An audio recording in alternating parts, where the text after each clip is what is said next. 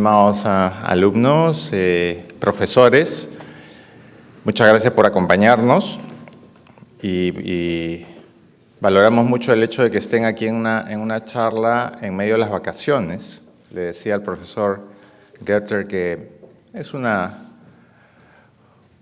casi multitud tratándose de vacaciones, y lo cual está muy bien, habla muy bien del interés de ustedes por estos temas. Voy a hacer una breve introducción de nuestro speaker.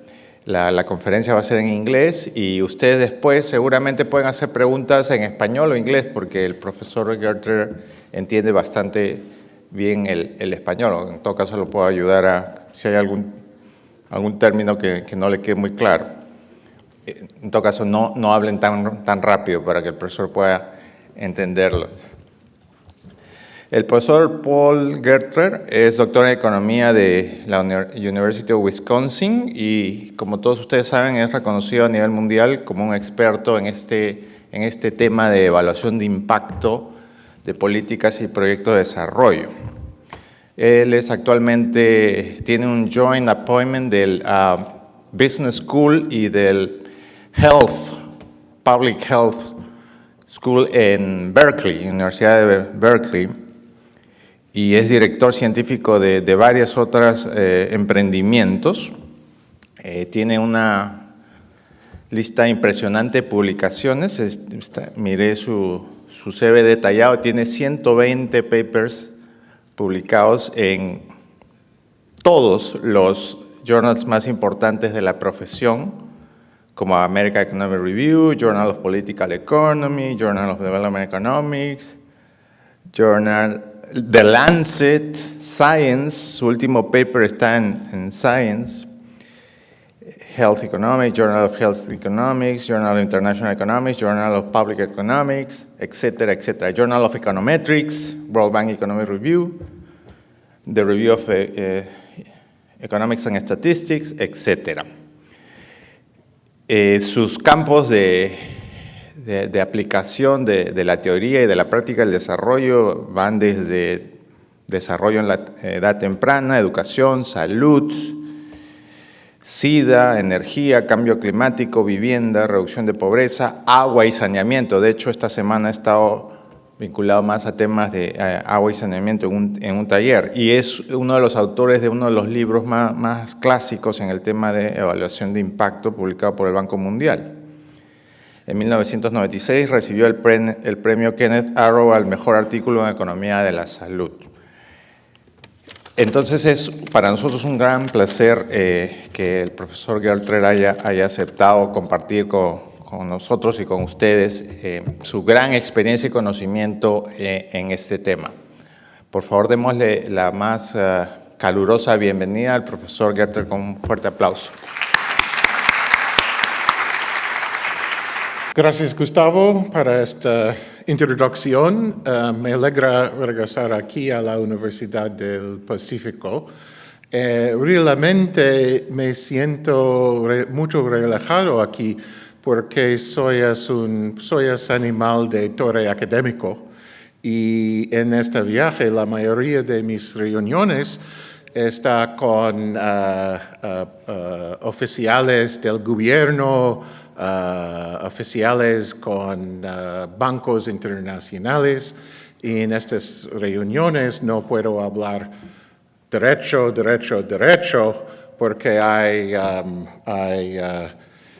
interés políticos en todas las reuniones, y aquí con estudiantes y maestros puedo decir como quiero. Okay. Ahora, esta es una breve prueba de mi español, evidencia que sería mejor para ustedes y para yo si hablo en inglés. Okay, and so cambio a English at this point. So what I'm going to do is spend some time giving you just a story of what I've been doing for the last 30 years.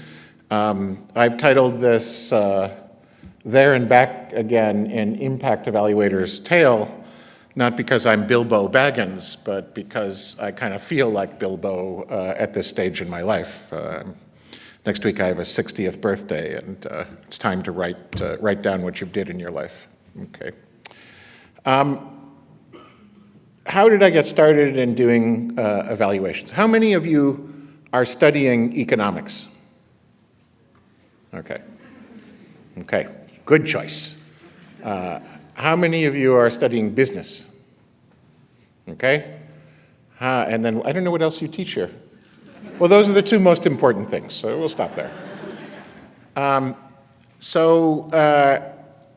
an economist, I started to realize that this type of work was interesting and useful very early. So in the last millennium, I finished my doctorate, my PhD, at a university in the United States. And when you get your doctorate, you go find a job as an assistant professor, as a new assistant professor.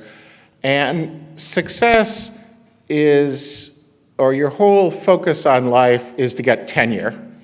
And what tenure is having a job where you can show up late and no one's gonna fire you.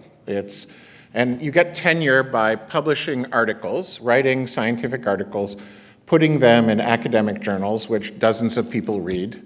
And then all of your colleagues get together, review your body of research and your teaching, and they give you a thumbs up or a thumbs down.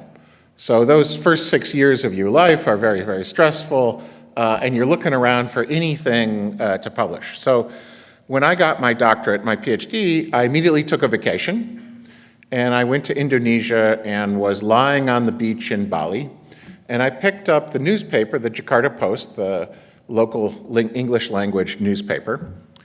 And on the front page of the newspaper was an article which said, World Bank congratulates Indonesia on model family planning program. And then if you started to read the article, it said, Indonesia was, in the last 15 years, was able to reduce fertility, the number of pregnancies per woman in the woman's lifetime, from more than 6 to less than 3 in a generation. And that was huge. That is hugely successful. And then, let's see, you're looking this way. And so they had this decline of fertility over time, which was going like this. And at the same time, they showed contraceptive use going up. And they said, aha, the program was what increased the use of contraception, and therefore it must have caused the reduction in fertility. So I'm thinking, aha, this is a really interesting example. High fertility is a big problem for countries, and if Indonesia's program really works, then it would be fantastic. So what I did was I said, maybe I should get some data and do some econometric analysis. I went to Jakarta, found a demographic and health survey that had fertility histories and contraceptive use histories on 15,000 women, and then took those data, went to the National Family Planning Coordinating Board, got all the data on where all the activities occurred and at what intensity, and merged the data from the programmatic data in with the household data. I put the data in my very fast IBM 8088 machine. 3 days later, I got the results, and the results were quite interesting. The decline in fertility, only about 5% of the decline in the fertility was caused by the family planning program. It turns out there were 2 other factors that occurred at the same time which had a bigger impact. One was, at the beginning of that period, women who were of an age where they were fertile had less than primary educations, only 2 or 3 years of education. And in the middle of that period, the government mandated that all children should finish primary education. So the end of the period, the women who were at a high fertility period in their age, they all had completed more than primary education. So we saw an increase in girls' education over the time. Second, there was and economic expansion, oil prices increased, and Indonesia is an oil producer, an oil exporter, so the economy started taking off. There was an increase in demand for labor. Men were employed, women were unemployed, so women started entering the labor force, and the male-female wage gap closed over that time as well. So we had really, those two factors, the education of women and female labor force participation due to the economic expansion, explained 70% of the fertility decline. And so what I came away with was really the empowerment of women over this period, which led to the fertility decline, and not an increase in supply of contraceptives through the family planning program. And so this was perfect, right? I sat down and I could write a scientific article which could explain an impact of a program, could talk about the empowerment of women, could talk about fertility, a big issue back then. And then even better, I could start out my article by saying the World Bank was wrong. And so I had the World Bank as a straw man. I could say they're wrong, which other academics liked me to say. And so this article got published in a very good journal. Several years later, I came up for tenure, and in my tenure review, they cited this article as a really important piece, and I was granted tenure. So now I have tenure, and I'm at the university. So my life changes. I now arrive at the university at 10 o'clock. I have the newspaper, I read the newspaper, I drink an espresso, and I'm getting ready to really do work around 11, and the phone rings. Hello, is this Paul Gertler? Yes, it's Paul Gertler. Hi, my name is Jeffrey Hammer. I'm from the World Bank. Are you the author of that paper on family planning and fertility in Indonesia that was published in Demography? Yeah, I was. Well, do you believe the results? Of course I believe the results. It's good data, it's good analysis, it was published in a good journal, and as my grandmother would say, what's not to believe? He said, that's great, because I'm going to use the results of your paper to cancel a $1 billion loan to the Indonesian government for family planning. Well, wait a minute, let's talk about this. And so we spent some time talking about it, and we reprogrammed the loan from contraceptive subsidies to activities that empower girls to take control, or women at that point, to take control of their lives and their fertility, realizing that it really was the demand for children and control of women's lives that had bigger impact on fertility decisions than the cost or availability of contraceptives. So I learned a couple of things from this. The first is the type of serious science and rigorous research that we do it can be and is important for policy. So think about it. In your government, there are all these people who are making decisions. Should I put more money in health or education? A good example is I just met with your Minister of Education, Juan Saavedra, and he said he convinced the president to increase the education budget from 3% of GDP to 4% of GDP. So that's a 33% increase in education spending in this country. But if you're going to increase education spending, it's going to come from somewhere else. So are they making the right decision, spending more on education, less on health, more on road maintenance, less on irrigation? All of these types of monetary expenditures affect programs that affect people's lives. And if they have evidence on how to allocate those resources that can actually improve people's lives and move money away from areas that have less of an impact, governments can be more effective. So we want governments to have the most rigorous evidence about what works, because they're the ones that actually use it or could use it to make decisions. So that led me to be really interested in not only doing good science that ended up in good journals, but doing science that also might be used by policymakers to improve people's lives. And this Indonesia example convinced me that those two were not competing objectives. They were really compatible, or complements, if you remember your microtheory course. The other thing I learned was something about academic humor, and your professors are sitting here in the front row, and what I'm going to describe is what they do on a daily basis. What do professors do for entertainment? Well, they go out and eat and drink a lot, right? There's not much else to do, so that we'll go to lunch, or we'll have a coffee, we'll have a nice meal, and then we'll start talking. And whenever academics talk, they don't talk about research, they gossip. But what do they gossip about? They say, I read that paper or I saw a new paper by Pablo Levado. He's not here at the lunch. And, I read the abstract and he said this, but I know Pablo, he couldn't have done it right. That's not possible. So the paper's probably wrong. Okay. And then someone will say, yeah, I know it will never get in a good journal, but it's good enough for policy. That's the worst thing you can say about an academic research paper. It's policy relevant, thanks. But the Indonesia experience taught me that's exactly wrong. Policymakers are the ones that need the best research, the most solid science, the things we're most confident of. And academia is the place to be speculative, to raise questions that we don't yet know the answers, and we're working towards. No one research project for certain answers any particular question. It just advances what we know in a partial way so someone else can pick up the ball and advance knowledge further later on.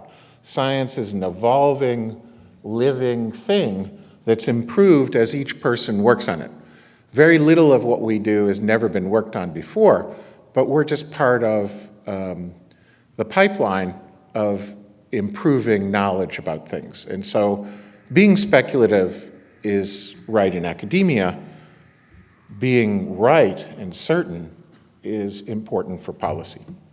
Okay, so that's how I got into this business. I was a happy, fat, tenured academic sitting in Berkeley, and I continued to do research, publish articles in journals that dozens of people read, and I was very influential. And finally, I'm sitting in my office one day, 11 o'clock again, I just finished coffee in the newspaper, and the phone rings. Hello, is this Paul Gertler? Yeah, it's Paul Gertler. My name is Santiago Levy. I'm the Minister of Finance of the government of Mexico. Can you tell me, have you ever worked in Mexico before? Nope, haven't worked in Mexico. Have you ever been to Mexico? Well, I said, well, I've been to Cancun. And he said, I guess you've never been to Mexico. And then he said, do you speak Spanish? And I said, nope, not a word. He said, perfect, we need you to help us in Mexico. And what he said was, we need someone who's independent, that political parties cannot accuse of having an interest in the results of some research, so that your word is good. And we have this new program called a Conditional Cash Transfer Program. Back then it was called Progresa.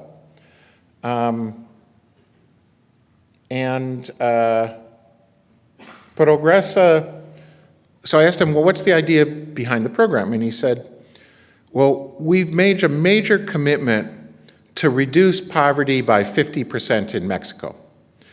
Now, we don't think we can do it with the current generation, because the current generation of poor farmers have bad education and ill health and difficult nutrition.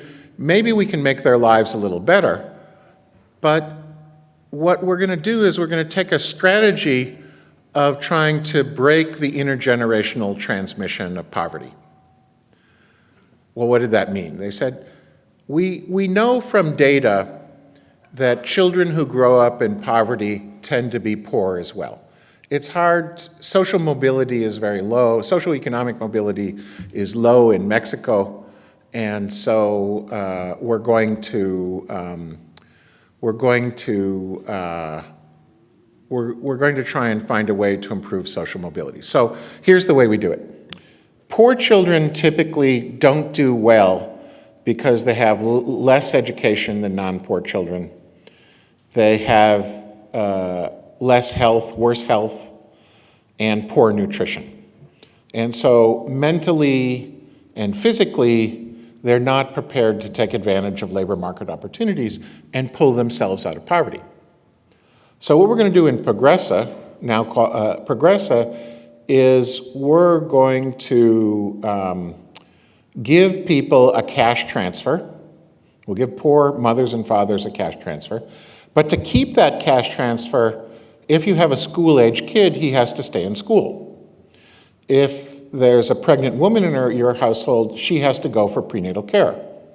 All children from 0 to 6 have to go to preventive medical care and growth monitoring, and they get nutrition supplements. And the idea was to get parents to invest in the human capital of children so that when they grow up, they had the capabilities, in the words of Amartya Sen, the human capital to take advantage of labor market opportunities and pull themselves out of poverty, thereby breaking the transmission of poverty across generations. So he said, the problem with this is if this program is going to work, it's not going to take 1 year or 2 years or 3 years. It's going to take 15 years because we're starting with the child in utero and taking them through secundaria. The problem in Mexico is one of political sustainability. There's only one president every 6 years, can't be reelected. And whoever in an election runs for president, no matter who the last president was, what political party he was from, during the campaign, the last guy is dumb and a bum and all his policies were wrong, and if you elect me, I'm going to fix them. And so policies change every 6 years because of the style of politics in Mexico. So he said, if that's true, 3 years from now, after we've started this program, there's going to be a new president. They're going to close the program down, and this wonderful conditional cash transfer program, which might break the intergenerational transmission of poverty, will not last long enough to have its ultimate impact. So what he said was, we'd like to do an evaluation, and if the early results of the evaluation are promising, then we can make those results public and give them to the government.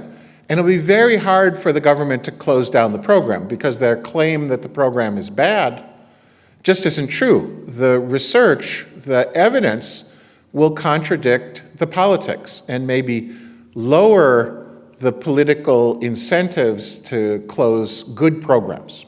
Okay, so what did we do? We took 500 communities, we randomized half of them to start it in 1998, the other half to start it in 2000. We followed 24,000 households. We measured, we sliced, we diced, we analyzed, and wrote papers. And in the end, we found some really interesting things. We found kids were more likely to stay in school. There was a big increase in the continuation from primary to secondary. Kids were doing better on tests.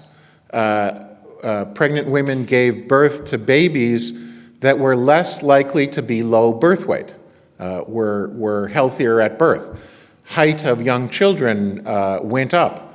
Parents even took some of the money that was given them and used it to buy cows and chickens and looms and machineries that helped them increase the income that they earned through all of their activities. So they used some of it not only to eat, but some of it as investment capital, getting around liquidity constraints. After 2.5 years was looking pretty successful. Okay, so we wrote the report. We presented it in public in the newspapers, in Washington, in Mexico City, in London, all the Latin capitals around the world, Miami. And then we went and met with the new government. This was Presidente Fox. And we met with his advisors, and they said, look, we really believe the program works, but we got a political problem. We said in the campaign that Progressa was bad and it should be changed. So we can't accept your results and continue Progressa the way it is, but what we're going to do is close Progressa and open a new program that has the same beneficiaries, the same benefits, and the same people running the program, but we're going to change the name from Progressa to Oportunidades because that is a much better name. And so what happened here was the evidence, by putting evidence in the public, it made political decisions a lot more transparent. And so it was harder to continue a bad program or close a good program. And it kept government accountable. And that accountability is something that improves lives. So that was a second way in which impact evaluation can affect public policy, not only by providing evidence about whether it works or not, but also by providing accountability to governments so that good programs can be sustained and bad programs can be closed. So that was my second experience in impact evaluation. My third experience was another unusual opportunity. So imagine this, I'm in my office, I've just finished reading my newspaper, I'm getting a second espresso, and the phone rings again. Hello, is this Paul Gertler? Yes, it's Paul Gertler. My name is Jean-Louis Sarbib, and I'm Vice President for Human Development at the World Bank. I'd like to know, would you be interested in becoming Chief Economist for Human Development at the World Bank? I'm thinking, okay. And then so I asked him, you know, I don't know anything about the way the world works. You know, I can't even cook a meal. I have trouble washing my clothes and just doing real world stuff. And I have no operational experience in how the World Bank does business. I don't know how a loan works. I don't know the reporting mechanisms. So he said, no, we have plenty of people to do all that bank stuff. What I would like is someone to come in and help us build an evidence base for the policy advice we give our client countries on health, education, poverty alleviation, job training, HIV/AIDS policy. So in the back of my mind, I'm thinking, well, if he wants to build an evidence base, what is the World Bank basing their advice on right now? They don't have evidence. So I said yes, and I spent 3 years at the World Bank as chief economist. And what we ended up doing was we realized that the World Bank was not learning from its loans about what works. So there's no mechanism of feedback to say, we're going to do community-driven development, and we're doing it in the Philippines, and we've got 100,000 villages in it. Well, did it work? Or we're building a new sewage system. Did it really remove fecal matter from the system? Did they collect? And did health outcomes improve? And so they had all these operations. And they would go into a country having done the same operation in 20 countries before, but they didn't know anything about those countries. They didn't take the knowledge or the evidence from one country into the next operation. So we developed a plan which basically says, in the context of every operation, we're going to have some sort of learning. We're going to have some sort of evaluation. And in those that are really novel and at the frontier, we're going to do large randomized trials to continue to build a body of evidence that dynamically improves over time with each operation. And so they went from, in this area, doing 1 or 2 or 3 evaluations a year to doing more like 20 a year, 30 a year, and systematically looking at how they were affected. So I realize that's a long introduction to a short talk, but I'm going to spend a little bit of time from that World Bank experience. I got to look or participate in about 30 countries and over 100 operations.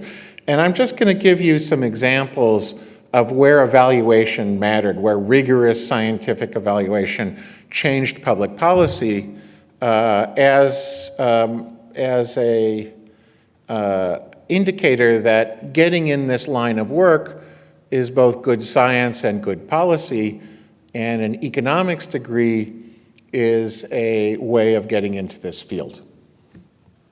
Okay, so I'd like to spend a little bit of time on the first two questions. The third one, if you're interested in, you can come get a PhD at Berkeley, which is what is impact evaluation? Oops, it didn't work. So I'm going to talk a bit about what is an impact evaluation, why is impact evaluation valuable, how's it used, and then the third one is what makes a good impact evaluation. That's too involved for tonight. Okay, so what is an impact evaluation? Impact evaluation assesses the causal impact of some intervention or project on the outcomes or the welfare of the beneficiary population. And by causal effect, I mean we're going to say how much of the change in outcomes can be attributed to the intervention.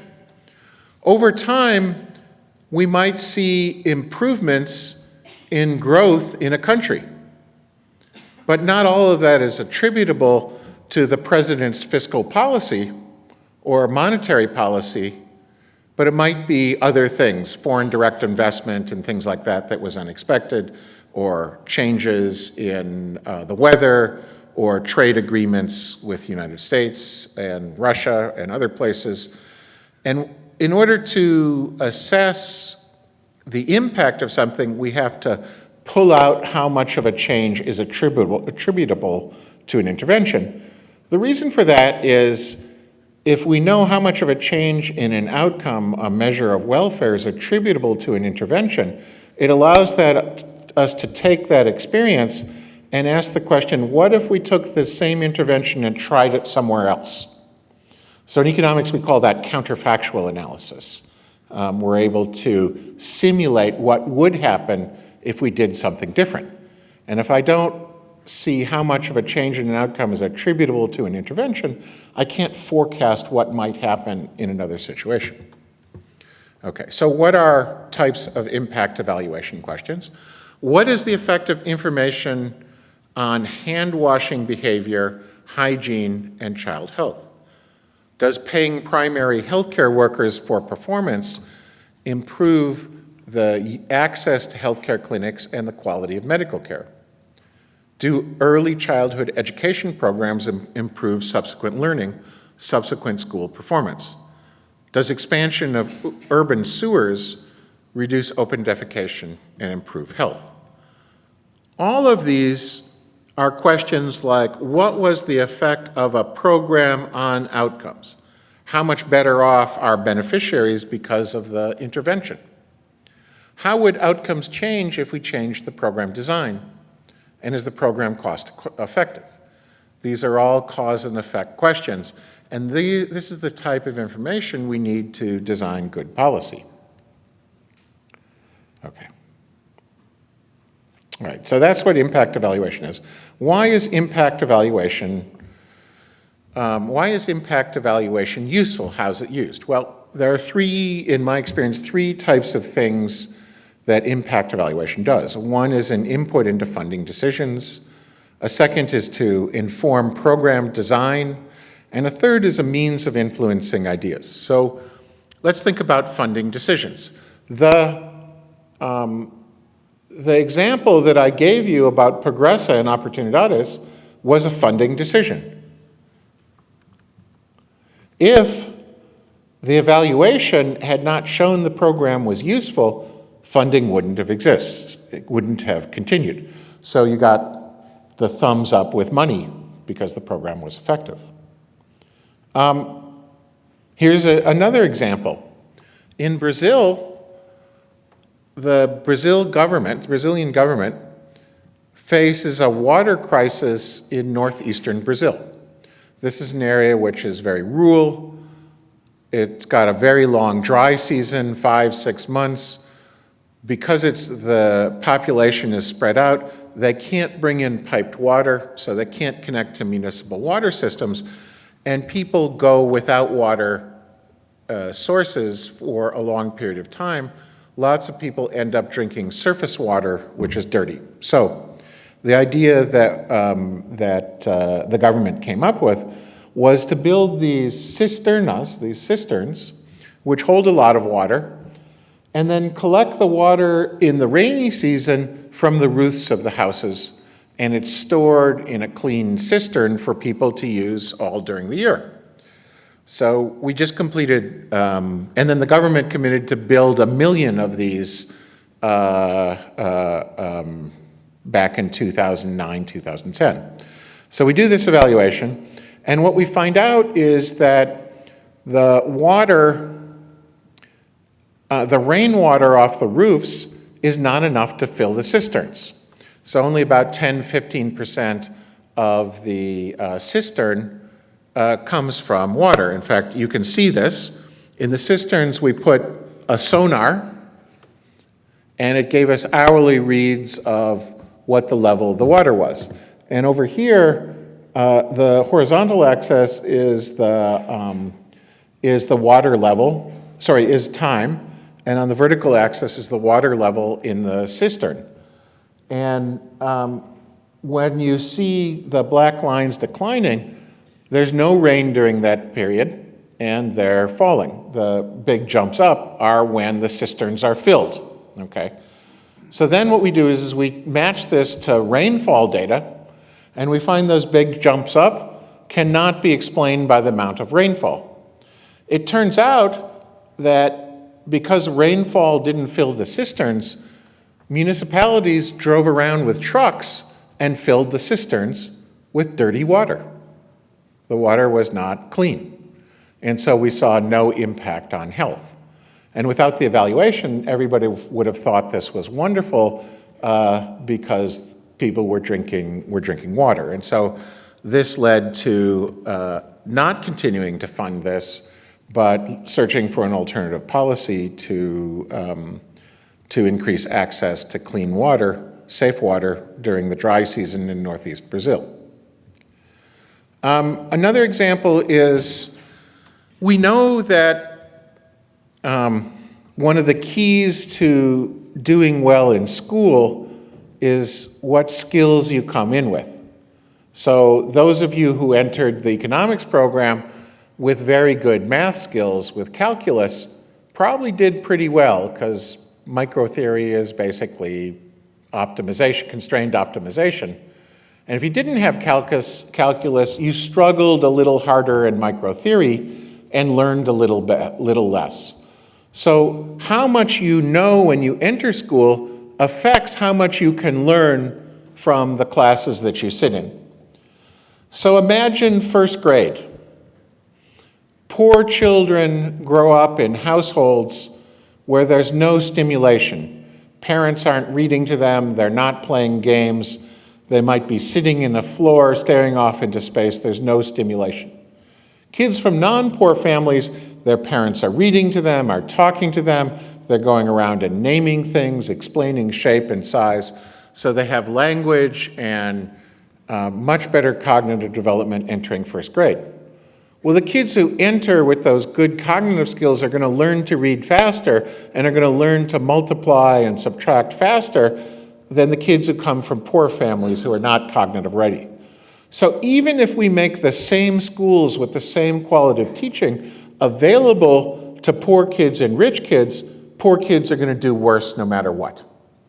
So the thought now about improving schooling is not to go to secondary and university, but invest in preescolar and even before that to get kids ready for school as a way of reducing long-run inequality, both in educational attainment and subsequently in income. Problem is, and again, when I was talking to Saavedra, Creating a preschool program requires building new buildings, requires hiring new teachers and training them, and it's really expensive. In Africa, the governments have nowhere near the resources that Peru does, and so we got a call one day from the government of Mozambique, and they said, you know, this NGO, this non-government organization called Save the Children, has just put in place some very cheap volunteer-run preschools. And we'd like to know if you think that's something we should implement across the whole nation. And so what we did was we did a randomized evaluation with 30 villages on these very cheap schools, and what we found was very interesting. At the end of it, if you look all the way on the left, the red are the treatment group, the gray are the control groups. We saw an improvement in physical health. We saw a big improvement in cognitive development, a big improvement in social competence, and a big improvement in social maturity. So these very cheap preschools were very effective in making children school ready, and the government scaled up this program from 30 schools to 600 schools based on the results of the evaluation. Okay, so those are a couple examples of how evaluations help governments make decisions whether to scale up programs or not, which programs to invest in. Okay. Another area where impact evaluations are extremely useful are to inform program design. And what do I mean by that? We are not going to close schools in Peru. So an evaluation of are schools good or bad is silly because it has no basis on decisions. But we might ask, how can we make schools better? Should we have kids have school uniforms? Should we pay teachers for how well their students do on tests? Down here, the professors are saying no, no. Should we, in conditional cash transfer, should we, in student scholarships, double the amount of the beca or cut the beca in half? So all of these are questions about design. If we can improve the design, we can make the programs much more cost-effective. We can improve welfare and benefits of people with less money. It's good. So let's have some examples of this. This is another example from Mexico. So Mexico, in about 2004, became very concerned with the rural to urban migration. And lots of people were leaving urban areas for work, rural areas in work in cities. And they started living in slums, and the slums got very crowded, and the housing was really, really bad. So the government decided, we need really to improve the housing conditions of this population, otherwise we're going to have severe health problems and things like that. So they had two alternative programs. One was a program called Tu Casa, and Tu Casa was a program which said, in every municipality, the municipal government has some extra land, and financed by the federal government, will build nice new houses of about, I think it was something like 20 square meters, but they had windows and cement floors, electricity, stoves, ventilation, lighting. They're nice houses. And then what they would do is move people out of the slums into this wonderful new housing. The other program, Mejoramiento, was a program of improvements in the existing houses of where they lived. So in the evaluation of Tu Casa, the new houses, what we found was 1 year after people moved to the new houses, 60% of the people, the beneficiaries, abandoned the new houses and moved back to the old slums. And the question was, why? Well, people moved to slums to to get access to labor markets, to get access to earning opportunities. And they give up and sacrifice living conditions to be close to those labor markets. When you move them out of the center of the town to these nice new suburbs, they're no longer close to their jobs. They no longer have a social support network to take care of their children while they work. And many of them are day laborers, which depend on learning what opportunities are available. And outside of your social network, you don't get those opportunities to learn where the jobs are. And so while they had better housing, their incomes fell, and they had to move back to the slums in order to get their incomes back up. So this program didn't work. But the alternative was to improve their houses, and those improvements in the houses were quite important. And let me just describe one type of program. They replaced dirt floors with cement floors, okay? And this program was meant to improve child health and living conditions, and here's how it works. Children have a lot of parasitic infestations in the intestinal tract. Parasites live in fecal matter. They live in shit. Shit enters the house on your feet, animals, loose diapers. And if you have a dirt floor, it's hard to see, and even if you see it and try and clean it up, lots of little particles remain in the dirt. Young children play on the floor. They put their hands in the dirt. They put the dirt in their mouths. And they ingest fecal matter and parasites, and they get infestations. And the thought was, if you replace those dirt floors with cement floors, it's easier to see the shit, and when you clean it up, it's really clean. And so you reduce the odds that the child plays in fecal matter. If that's the case, then they're going to have fewer parasitic infestations. They're going to have lower diarrhea. And parasites love to eat micronutrients, especially iron. It's like sugar to parasites. And so iron and micronutrients, when you're very young, are critical to brain development. And if your brain is not nutritionally ready, you have poor cognitive development. So we went in and did an evaluation. The cement floors indeed led to lower parasitic infestations, lower amount of diarrhea, less anemia, and improved cognitive development of young kids, and lower depression rates of mothers who had healthier kids. And so the Mexican government used this to scale up this mejoramiento to 3 million households in Mexico, rather than Tu Casa building new houses for people.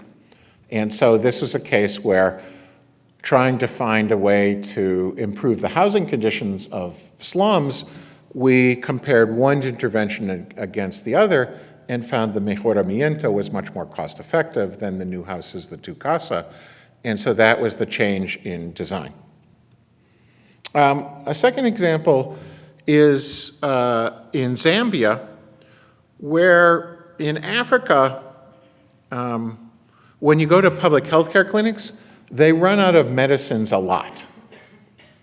And so the question was, how can we improve the availability of medicines and reduce what are called stockouts? You run out of medicines. And the government wanted to compare two alternative methods. One is that the supply of drugs came from decentralized district stores versus a centralized supply chain management system managed by the central government. And you know, if you take development courses from people who actually don't look at evidence, everybody talks about decentralization, community-driven development, bottom-up planning, all that stuff. And so we all think that it's just better to give control of policies to local decision makers because they can match their programs to the needs of the population. The problem is they may not be as competent as central planners. Second, they might be corrupt. It's much easier for local elites to capture local leaders and divert benefits away from the whole population to the elite. And so there were reasons to believe that decentralization might not work. And here's an example where it didn't. If you look at the left, the difference between the control and treatment groups in the district stores had smaller increments than the difference between the green and the gray from central stores, and it meant the centralized distribution of drugs was much more efficient.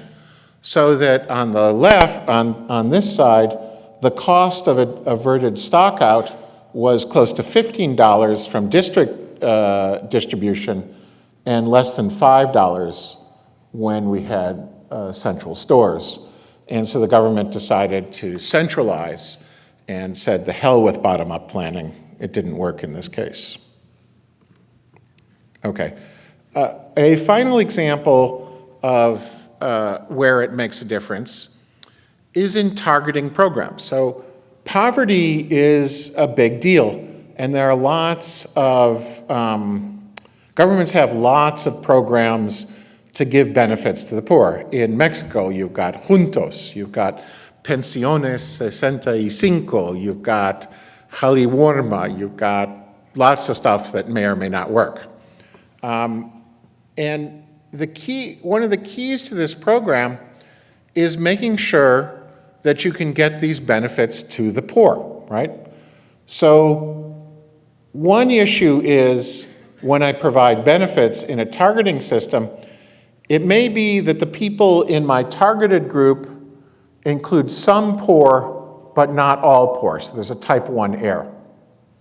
The other problem is that I might be able to increase the number of poor that I find at the cost of giving the benefits to many non-poor, type 2 error.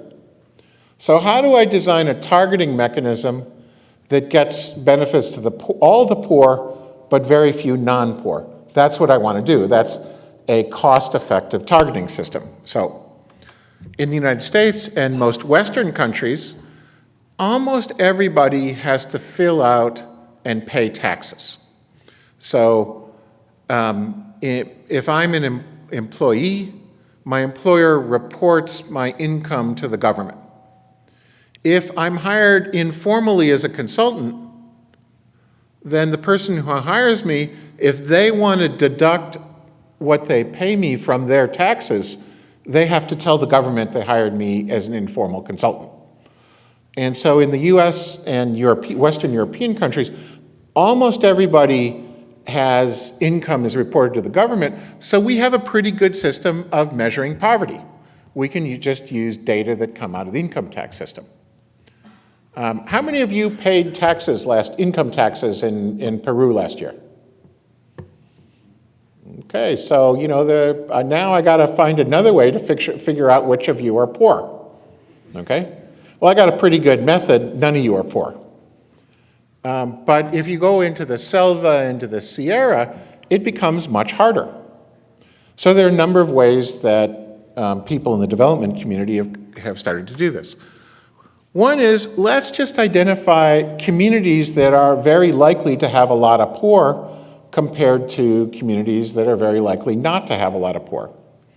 So that's pretty good up to a point, right? I'm going to get all the poor who tend to live in communities that have concentrated numbers of poor. But what do I do when I finish all those? There's still a whole bunch of poor who live next to non-poor neighborhoods, and geographic targeting is not going to solve that problem. A second method is to do something called a proxy means test, where I get a census of data of infrastructure and demographics, and I construct an index of housing characteristics and demographics, and I say, look, people who have big houses are likely to be rich, people who have bad houses are likely to be poor, and so I use that to target. That's called a proxy means test. And in fact, most social programs in Peru are targeted using proxy means test using the CISFO system. Okay. And a third method is self-targeting. Here we use, for those of you who are a little further along in economics, we use separating equilibria. to let people self-select into the beneficiary group and the non-beneficiary group. And what we might do is use a long line. So you have to wait 3 hours or 5 hours in order to sign up for the program. Well, I suspect most of you wouldn't wait that long in order to get a relatively small benefit. So we could use methods that are self-selection. So which one of these works are big stakes, right? If it doesn't work well, you could miss a lot of poor. Or you could, if you get a lot of poor, you might give a lot of money to non-poor and make the program inefficient. So Indonesia did a large randomized trial on the accuracy of these 3 methods. And what they found was that proxy means tests and community-based targeting methods worked much better than self-targeting and were about the same. And so now what they've done is they've built a registry very similar to CISFO and use it in Indonesia. And the assessments have been that their targeting and efficiency of social programs has increased quite a bit. Okay. So let me end with really where I think this type of work has the most influence. My experience is in most cases, when I'm doing some sort of evaluation in a country, by the time the evaluation is finished, it's really too late for that country to change its own program in a major way. It will in some way, it is useful. But where it matters most is it contributes to a body of knowledge so that when a government of Peru wants to open a new program, such as the biometric identification of the poor in order to access mobile money or bank accounts so that poor illiterate people don't have to remember NIPS for their credit card, there's a whole bunch of experience from other countries. So someone did a study in India, another one did a study in Mexico and other places. The government of Peru can access all of that and say, yeah, it's ready for me to start it here. And so what we do in one country continues to a body of evidence that other countries can do, influence other countries to make better decisions. And in fact, let's go back to Progreso or Oportunidades. In 1997, there were 2 countries that had a conditional cash transfer program. One was Mexico, Progresa, covering about 5 million households, and Brazil through Bolsa Familia, covering about 8 million households. So that, around 2000, we had finished our study, and I have been asked to travel around the world presenting what we learned in Mexico to other governments who are considering using conditional cash transfer programs to fight poverty. And I came to Brazil. And I started my talk and I said, I'm going to talk about this really new, interesting idea that was developed in Mexico. And Mexico is the oldest and largest conditional cash transfer program. And I keep talking. And I look at the audience and I see people really unhappy and frowning. And normally you get kind of smiles and wide-eyed looks. And so finally I stopped and I said, look, obviously there's something wrong here. What is it that I'm not explaining well that you don't like? They said, well, in Brazil, Bolsa Familia started 6 months before Mexico, so we're really the first. And Mexico only has 5 million households and we have 8. So you really were wrong when you said Mexico was the first and the largest, it's really Brazil. So I said, that's great. What was the impact of the program? Well, we never did an impact evaluation. We don't really know whether the program worked. And so the Mexico experience was influential worldwide early on because we had evidence.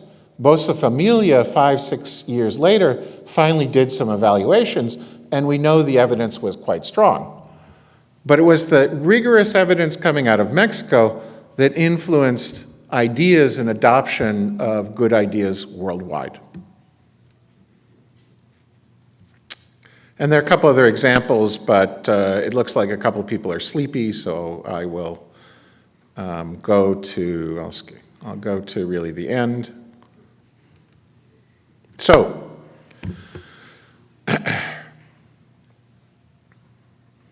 In the end, how do we ensure that impact evaluations actually have impact? And let me give you a tale of two evaluations, Old English novel. One is the Piso Firme, the evaluation we did in Mexico of replacing dirt floors with cement floors. And there we were asked by the government, can we do this evaluation? And we did the evaluation, and the results had influence. We did another evaluation in Argentina, and this was an evaluation of the, let's see, yeah, here it is. This is an evaluation of looking at the privatization of water, where the Argentine government turned over the management of municipal water supply and sanitation systems to private firms to manage. What they were trying to do was, if we have a private firm manage, maybe it'll be more efficient. If we get the pricing right, it will work. But there was a concern that the private management might ignore the poor areas where profits are low and only expand and improve water in rich areas where it could make money. So what we found was that when you privatized, we saw a big increase in water quality, a big increase in access to municipal water by the poor, and large reductions in child mortality. And if you look, the pink dashed line is the evolution of child mortality in treatment municipalities, and the black line is in control. And after 96, we see bigger reductions in infant mortality in treatment areas compared to control areas. So, and the largest reductions were amongst the poor. So privatization of water in Argentina looked like a big bang, a really important thing. So we finished this paper about 2004, and at that time, a new government started nationalizing all the water, the privatized water systems. So we went to the government and we said, oh, don't do that. Look, you're going to hurt people because, the privatization really worked. And these government officials looked at each other, they looked at us, and they shut the door in our face. Because they had never asked us to do this study. They weren't interested in doing this because it would improve people's lives. There were political reasons for doing this. People were protesting. So the difference between the two stories is, in Argentina, we went and did a nice academic study outside of the policymakers. We asked what we were interested in. We asked what would be publishable in the scientific journals. And this paper is the most cited paper that I've ever published. There are 650 other articles published in journals that cite this work. I don't have a paper that has that many citations. So it's the most important paper I've ever written, zero influence on policy. The other paper on cement floors, the government wanted to make a decision. There were people who wanted to know the answers in order to inform public policy. And when we came back to them, they made decisions based on the evidence. And so getting the people who could use this work engaged at the beginning, answering questions that they're interested in, is the only way this type of research is actually going to influence policy. The other piece of this that works is a technical issue. We have governments made up of ministers who have their job from 6 to 18 months. And so they want it now. We got to get results now. We got to do stuff because if I don't make an impact now, when the president fires me, I'm not going to have done anything. And so when they say, I'd like to know how Hali Warma worked. I'd like to know how pensiones work. They want us to go back and evaluate programs that already happened because they need the answers now. They can't wait for us for a year or two while programs roll out prospectively to learn what works. But it turns out the only way you can really get valid results, or at least in most cases, is if you design the evaluation prospectively to answer questions they're interested, you can get good control groups, you can get the right indicators, and you can do a much better job. And so if governments build into a institutionalized an evaluation system, which is every time the government expands a program or to change a program, puts in place an evaluation, then there will be results for the next minister, for the next director when they come into power. And so you pay it forward by putting in a prospective system.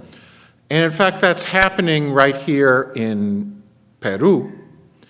In the Ministry of Education, they have set up an evaluation unit which is evaluating changes in the education system. For example, they're going to change the jornada of secondary education here. They're expanding preescolar education. They're giving bonos for the performance of teachers. So all of these changes, this evaluation unit is putting in place measurements and evaluations that as they are in their early stages, they'll learn whether they work or not and can feed back into policy. They've also created a mini EDU lab where they're going to do small little randomized behavioral economics interventions like reminders to teachers to show up and other things. And so today I met with Vivienda, which wants support to help set up a similar unit. MINSA has had a unit like this for a number of years, and they're in the middle of a large-scale evaluation of the new convenio with the medical professionals, which include bonos for performance. And so your government is moving to institutionalize these things, and frankly is one of the best practices in the region. Certainly better than what we got in the United States. And I'm happy to be here. So those are keys, I think, to make impact evaluation work.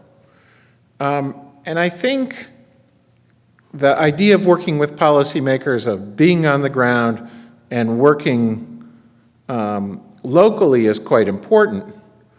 But when you work locally, we want to think globally, because what we learned from Peru will be just, if not more important, for Argentina and the United States and India and Australia and Papua New Guinea, because knowledge is an international public good, and we should be generating it so that everybody can take advantage of it to create and design good, cost-effective policies that improve the welfare of us and our fellow citizens.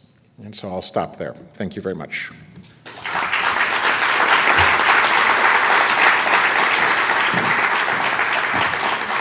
Muchas gracias, Professor Gertler. He's already been working like 15 hours today, so we are really grateful that you have given us more than an hour of your knowledge. Questions, por lo menos un par. El profesor está cansado, pero si ustedes tienen... You understood. Preguntas, comentarios. I've been wanting to work with panel data that we have here in Peru it's a national household survey. It has a 6-year, I think it's 5-year panel data.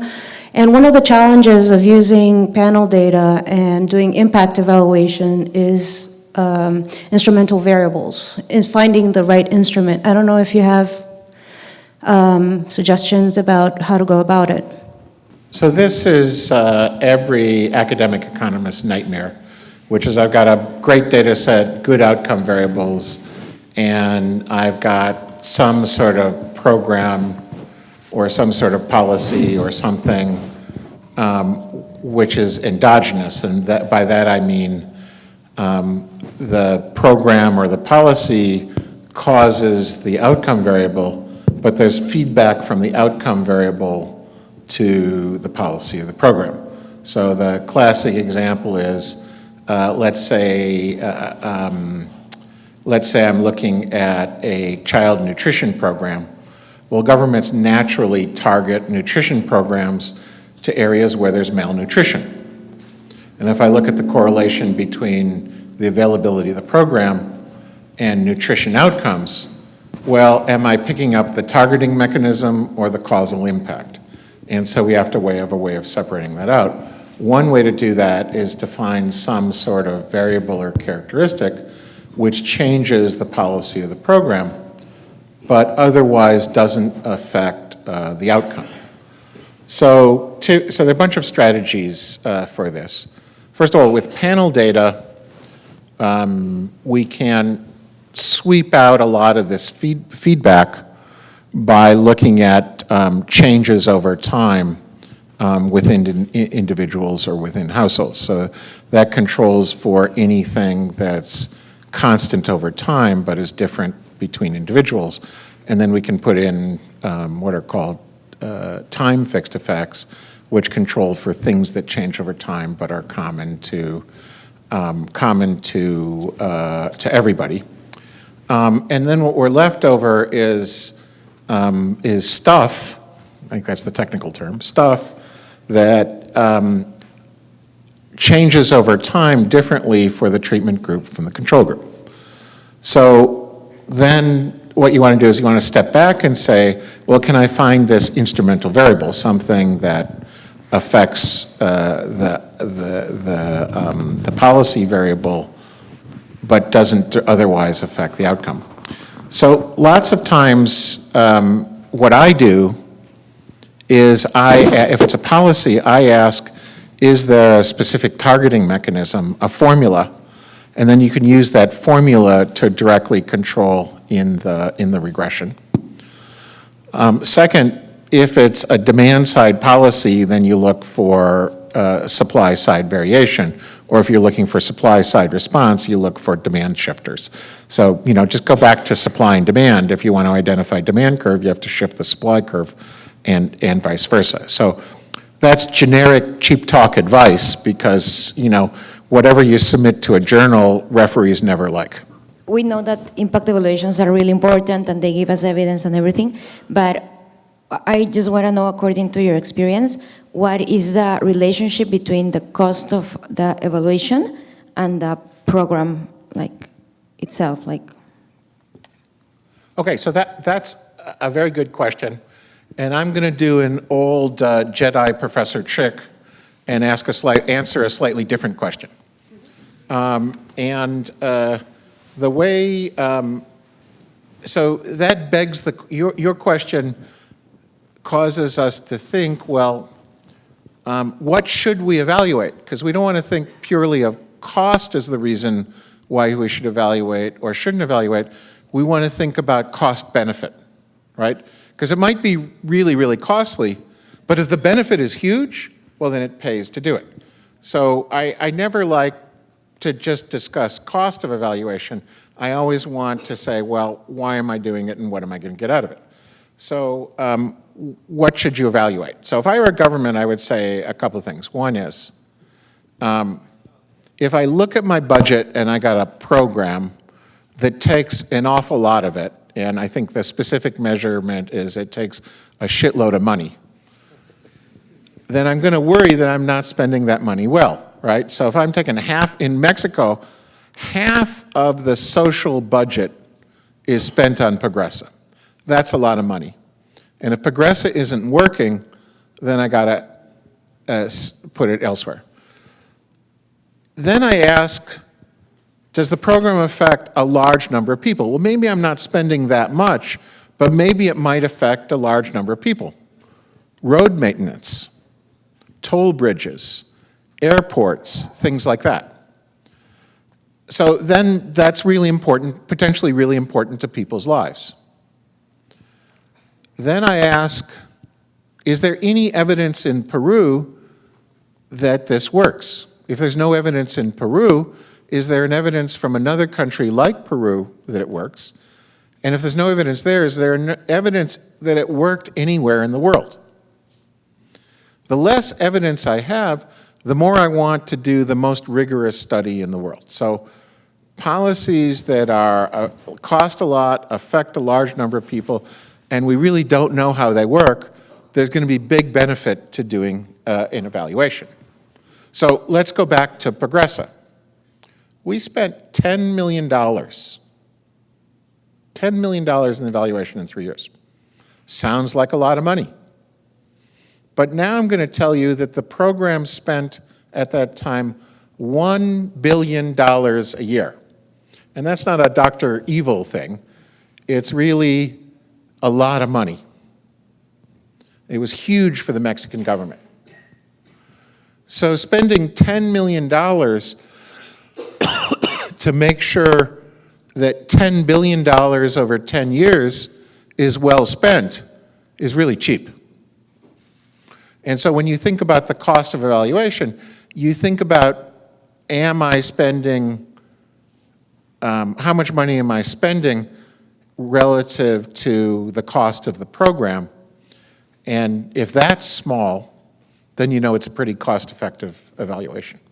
Quería hacer una pregunta sobre, basado en un artículo que salió hace poco en el New York Times, mencionaban que en algunos países de África esta intervención aprobada y de alguna forma difundida por varios papers en los que se evaluaban que tenía impacto las redes para proteger a la gente de los mosquitos que provocan la malaria, se están usando ahora para pescar y para hacer actividades que son diferentes a las cuales estaban originalmente destinadas.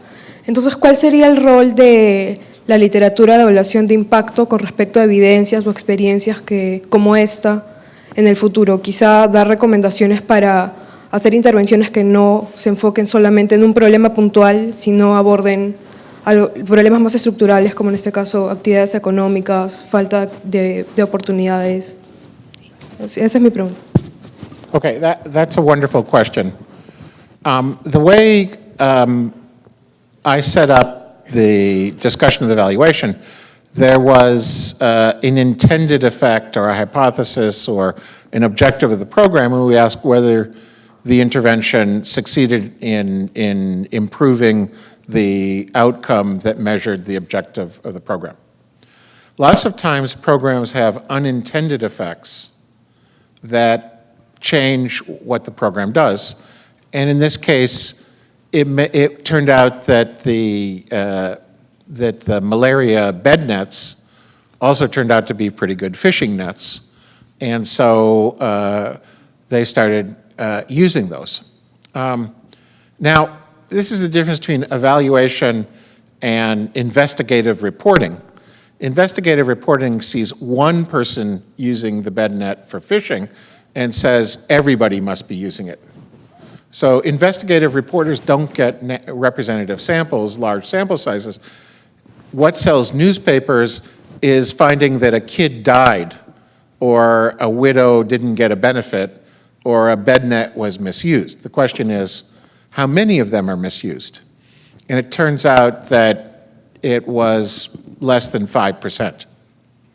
So when you actually looked at the data, the program didn't fail, but in a large number of cases, children slept under those nets, the transmission of malaria fell, and children became much healthier. So it is a problem with both newspaper reporting and qualitative anecdotal stories. We don't know how well that generalizes. Good impact evaluation not only tells us what happened and what didn't, but it has external validity. It has large enough representative samples that it tells us what's really happening in the whole population, not just what's happened to my grandmother. Okay, so that's one. That said, we have lots of unintended consequences all over the place, and when you design an evaluation, you have to look for those types of things. How do I do that? Well, I start out running focus groups with lots of qualitative stories to see if I can hear about that fishing bed net, and then I'll build that into my evaluation. So that was actually a really wonderful, thoughtful question, and I appreciate it a lot. Thank you. I'm Betty, also work here as a professor in the grad school. El lunes usted mencionó que la evaluación de impacto obviamente nos dan buenos resultados de lo que logra el proyecto, programa o la política, pero que no nos respondes por qué y qué cosa salió bien y por qué está resultando o no está resultando, y que deberíamos complementarlo con análisis de procesos, ¿verdad? Y usted ahorita acaba también de mencionar que usted también hace focus group. O sea, cuéntenos de alguna experiencia o qué tan valioso es ahora darle el valor a la información cualitativa, porque siempre hemos estado en evaluación de impacto trabajando mucho con información cuantitativa. Entonces, esta combinación de diferentes tipos de evaluaciones y hacer triangulaciones, etcétera. Gracias. Yeah, thanks for that question. A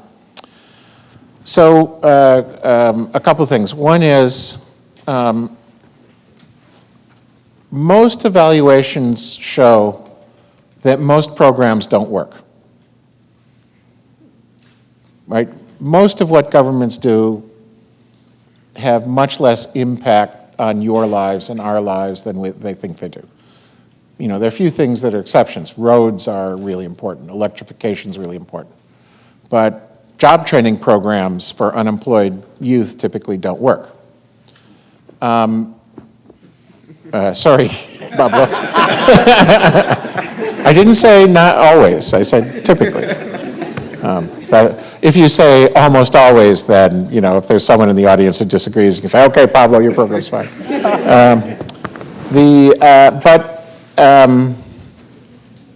It's critical we find out why they don't work. Is it that the program was a good design but badly implemented? Or was it the design didn't work? And if it's the implementation that says we shouldn't abandon the program, we should go back and find and improve the implementation to see if it was the operations or the design. And lots of things, I find evaluations fail many times because of sloppiness or contamination of the implementation. And one thing evaluation does, especially process evaluation, it holds program managers accountable to do their jobs. And so you get better implementation just by doing an evaluation. It's an accountability and hence an incentive mechanism. So process evaluation is really critical, one, to make the program work better, but also two, if you get negative results, to figure out the mechanism. All right. Qualitative results. I do a lot of qualitative work. I always start my evaluations, I get my favorite anthropologists to go in and do some focus groups, talk to key stakeholders, I think is the politically correct term. And then they come back and they say, look, you know, the way you thought about the program, you missed, you know, bed nets fishing, you missed this. So we refine our theory of change based on the initial qualitative evidence. That leads to design and indicators that we should do. We do the quantitative evidence, and then when we have the quantitative evidence, there's always some questions of some unexpected effects, and we say, I wonder why that happened. Then what we do is we go back and talk to beneficiaries or program managers in other focus groups, trying to deepen an understanding of why a quantitative result appeared. And my brain is going, this is called, well, anyway, doing the two of them together with some technical term that's in the literature that I can't remember right now, really is best practice, and I think you learn the most. I think qualitative analysis by itself just isn't broad enough, isn't representative enough to make policy on. It can develop hypotheses and possibilities that you might not have thought about. You need the quantitative work to have the representativeness to make policy statements. But quantitative work by itself typically doesn't necessarily tell you why, and is much stronger with good qualitative work. Bueno, yo creo que le hemos sacado el jugo al profesor Gertler. You know, I don't know if you understood that saying. Well, I'll pretend not to. Muchísimas gracias, profesor Gertler, por esta oportunidad. Por favor, démosle un gran aplauso.